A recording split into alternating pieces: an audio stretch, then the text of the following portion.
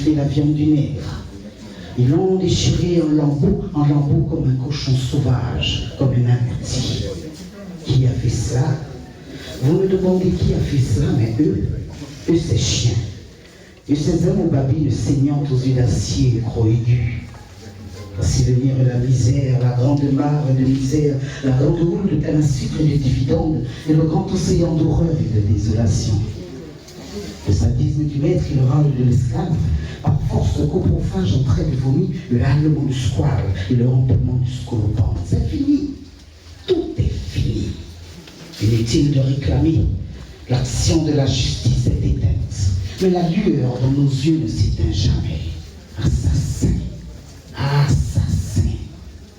On a beau peindre blanc les plis de l'arbre, mais la force de l'écorce en dessous crie. Rancune à lire, non, c'est encore dépendre. Qu'est-ce que la haine? Sinon la bonne pièce de bois attachée au cou de l'esclave et qui empêtre, ou l'énorme aboiement du chien qui vous prend à la gorge. Moi j'ai une fois de plus refusé d'être esclave. Architecte aux yeux bleus, je te défie, prends garde à toi. Qui t'a sacré? En quelle nuit as-tu troqué le compas contre le poignard? Architecte sourd aux choses, clair comme l'arbre, mais fermé comme une cuirasse. Chacun de tes pas est une spoliation, est un contresens, est un attentat. On me parle de colonisation. Qu'est-ce qu'on précise de la colonisation? On est là. Ni évangélisation, ni entreprise philanthropique, ni volonté de reculer les frontières de la tyrannie, de la souffrance et de la maladie. La colonisation n'est que le geste décisif de l'armateur, du chercheur d'or et du marchand. Les responsables sont les baveurs.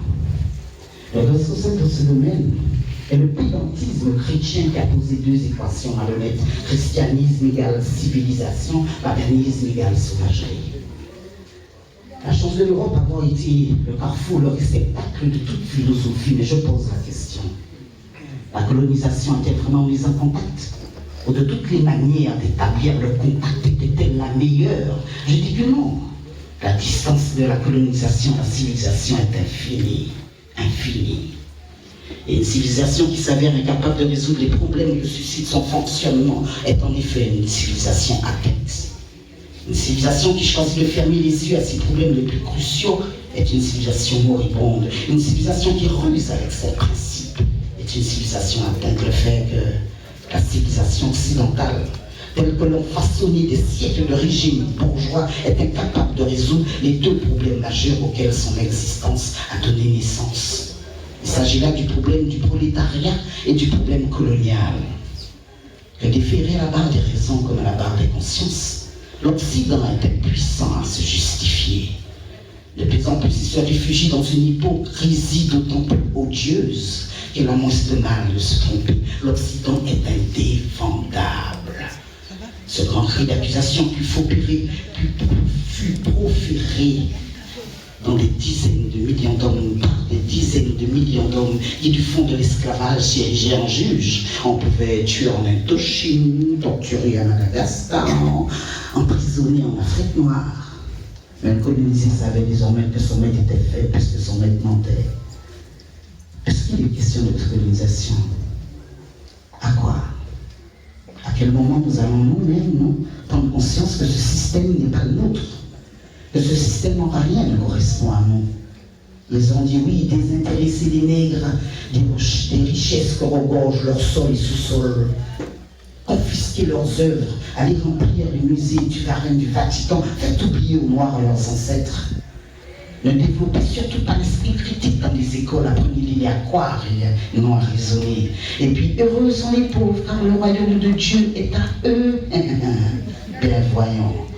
Et que c'est très bien de rester pauvre, parce que les pauvres, le bon Dieu regarde haut. Et puis pendant que nous sommes en train de prier, Dieu on découvre qu'ils nous ont pillé nos terres, et qu'ils nous ont volé nos foi, et qu'ils ont tenté en effet de nous museler. Mais moi je crois fermement à une culture caribéenne globale. Mais nous disons que nous devons en effet nous mettre debout, au garde à vous, pour pouvoir affronter tous ceux qui s'opposent à nous, affronter tous ceux qui osent dire que nous ne descendons pas. Nous ne descendons pas. Nous ne participons pas à l'évolution du monde, alors que de là que nous aspirons, c'est de là que nous descendons. Donc en rien du tout, nous devons accepter qu'on puisse nous réduire à l'état d'individus. Ils ont en effet, la France, supprimé leur mot race dans leur vocabulaire. Alors que moi, ça me va très bien. Oui, il y a différentes races. La race humaine, la noire, la blanche.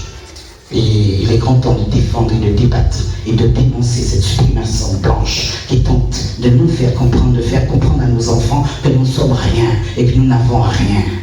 Non, nous avons tout. On a besoin de végétaux pour vivre. Nous, ici en Martinique, je parle d'ici parce que nous sommes d'ici, nous avons plus de 81% de végétaux qui nous permettent de tenir la position, alors qu'en France, ils sont seulement de 13%. Et venez nous dire que le pays Martinique n'a rien, que nous sommes rien. Pas du tout. Au contraire, le littoral, c'est grâce à nous que démographiquement la France fait partie du 5e ou 4e rang mondial. Pourquoi? Parce que non seulement nous pesons dans la balance, mais nous avons en plus l'art et la manière de pouvoir nous nourrir, oui, à travers toutes les richesses que les ancêtres nous ont laissées culturellement, que ce soit à travers la danse, que ce soit à travers la poésie, que ce soit à travers la peinture, que ce soit à travers la couture, tous les arts confondus. Eh bien oui, notre peuple a ça, enfoui au fond de nous. Et pour conclure, il s'agit maintenant de prendre conscience du formidable amas d'énergie diverses que nous avons jusqu'ici enfermées en nous-mêmes. Nous devons maintenant les employer dans toute leur plénitude, sans déviation et sans falsification.